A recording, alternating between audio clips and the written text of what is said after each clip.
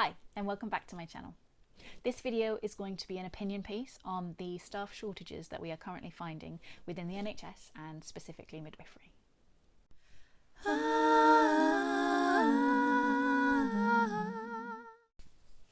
So if any of you follow me on Instagram, you might have seen that I shared an article that I read last week. It was by the Metro, and I guess basically it's midwife exodus is the general gist of it. And I read that article and it's really interesting, and I'll link it down below. And actually everything that I'm discussing here I will link down below. There's quite a few really good articles that I read, and I think because this is such an important issue facing anyone working within the NHS, anyone studying or about to go into the NHS or currently in the NHS, staff shortages are the most important reason why people are feeling like they can't do their job properly. And so this was really evident in this article. Midwives are being driven out of the NHS by understaffing and fears that they cannot provide safe care to women under this current system, according to a survey done by the Royal College of Midwives. The results of this were published October 4th, and this is what sparked a lot of these articles. The Metro, the Telegraph, I think the Independent, they all wrote articles surrounding this topic. Obviously, as someone who has just gone into midwifery, I'm a first year student, that is, not ideal.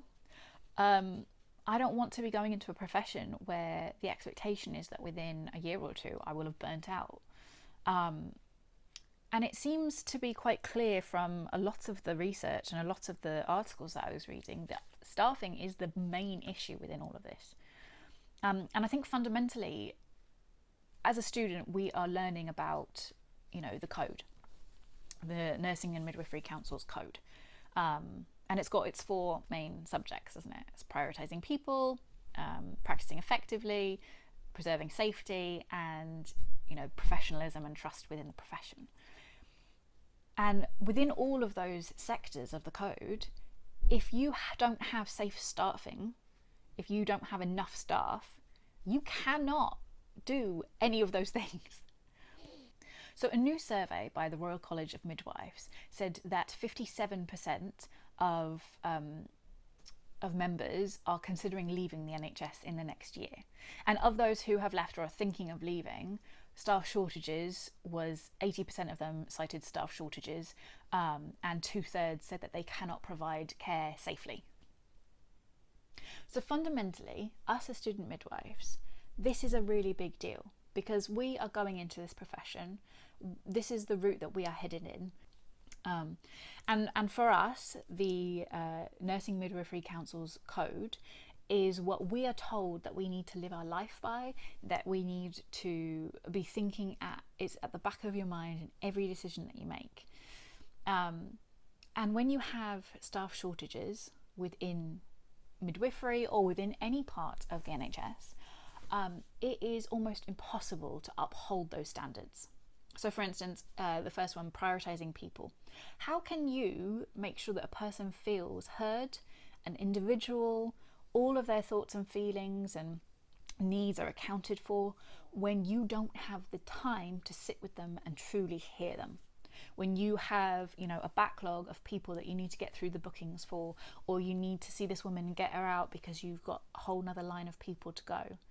How can you provide good quality, safe care when you don't have the time? And you don't have the time because you don't have the staff. As part of the code, we're taught to practice effectively. And I think it's so much harder to practice effectively when you don't have the right staffing levels, when it means that you are maybe doing the job of 3 midwives. You're seeing the number of clients that 3 midwives should be seeing. That's 3 times the amount of paperwork. That's 3 times the amount of meetings.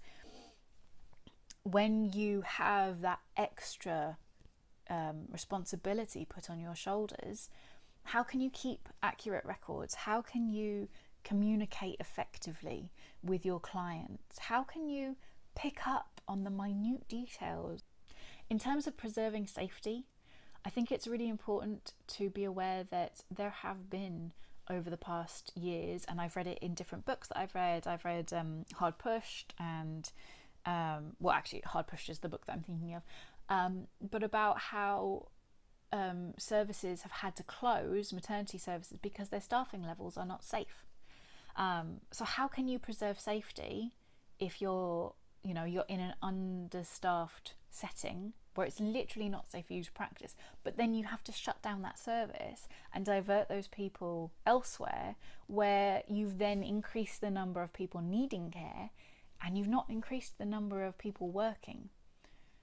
How can we preserve safety when we don't have enough staff? That is such a fundamental way in which understaffing is directly impacting our ability to work and provide care in line with the code. So one other thing that I'm really intrigued by, because this is a really important issue within midwifery, within the NHS at large. I read a fantastic article by the King's Fund, and I will link that down below as well, but that was about staff shortages within the NHS at large, and that said that we're down 85,000 staff members throughout the entirety of the NHS.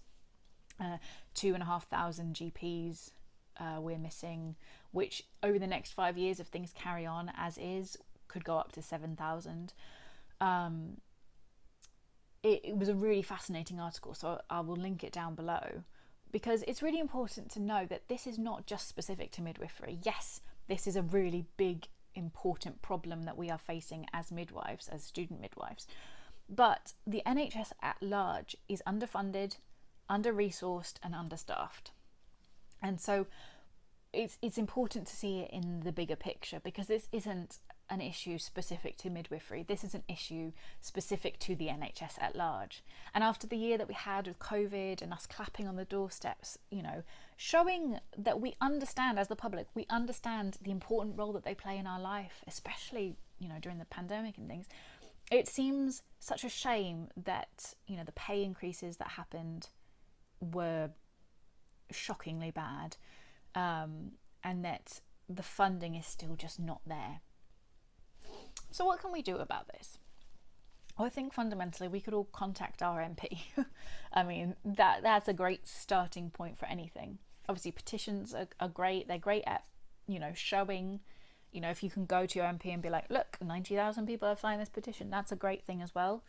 And obviously the, change.org, if this petition gets so many, it's talked about in Parliament, things like that are important. But also have the conversations with your fellow students, your student midwives, or whatever your healthcare degree is in. Have these conversations with your colleagues. If you're a midwife, if you're a newly qualified midwife, if we can all, as with everything in life, people feel like one person can't make a difference, and it's true, one person can't make a difference. But if you start having these conversations, if you start having it so that the general consensus amongst the students and those about to qualify is that we need to make a difference in this, we need to change this, again, that's if you understand your responsibility here as well, because fundamentally, if nobody makes a fuss, nothing changes. But we need enough people to make a fuss for it to be a big enough deal that something changes.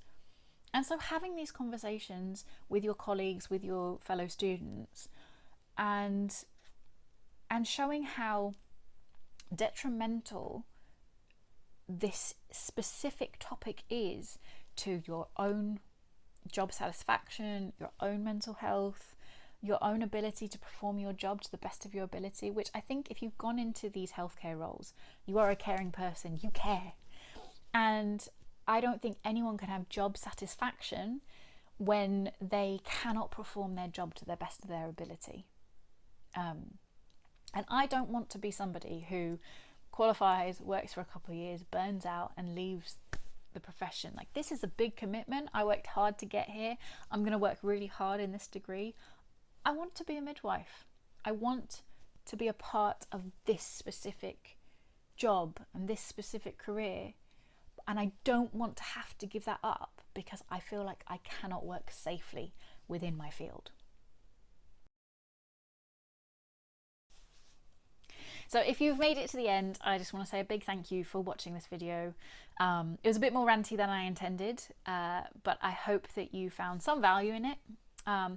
If you are a currently working midwife, or somebody who has had placements and have personal experience with staff shortages in the NHS, I would love to hear from you. I would love to see some comments down below about your personal experiences, because it's all good and well me reading articles, but actually hearing from people doing the job and doing the thing is so important. So yeah, thank you so much for watching, and I hope to see you in the next one. Bye!